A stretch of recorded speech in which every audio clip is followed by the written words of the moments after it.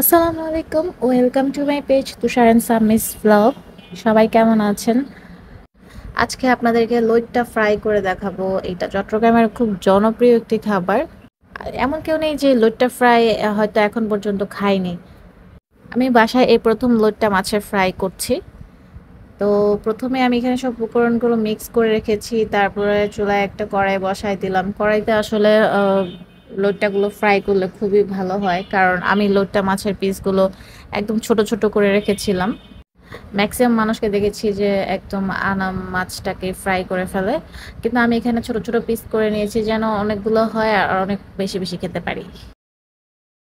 তো এখন আমি সব মাছগুলোকে ভালো করে মিক্স করে নিচ্ছি। যাই হোক, এক একজনের পছন্দ এক এক রকম। তো আপনারা চাইলে এটাকে পিস পিস নাও করতে পারেন। আমি কড়াইতে একটু তেল দিয়ে দিয়েছি। তেলে এইগুলোকে ফ্রাই করে নিব, তাহলে অনেক বেশি মচমচে হবে। প্রথমে আমি এগুলো চামিচ দিয়ে নাড়াচাড়া করছিলাম, কিন্তু আসলে চামিচ দিয়ে নাড়াচাড়া করলে এগুলো ভালো মতো মাছের মধ্যে মশলাগুলোর জন্য ভালোভাবে মিশে যায়, সেজন্য আমি পরে হাত দিয়ে এগুলোকে মাখিয়ে নিলাম।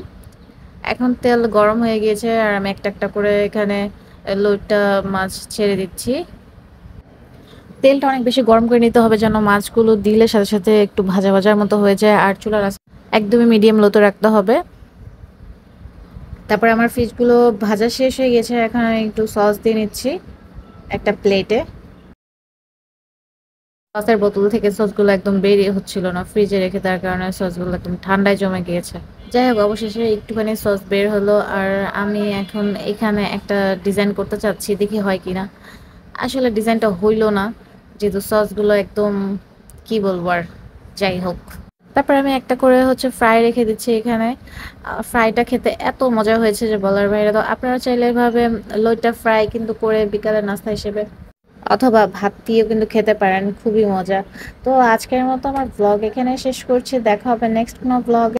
আর হ্যাঁ, অবশ্যই আপনারা কিন্তু লাইক কমেন্ট শেয়ার করবেন যদি ভিডিওটি ভালো লেগে থাকে, আর জানাবেন আমার এই লইট্টা ফ্রাই আপনাদের কাছে কেমন লেগেছে দেখতে, যদিও খেতে পারেনি। ঠিক আছে, সবাই ভালো থাকবেন। আল্লাহ হাফেজ, আসসালামু আলাইকুম।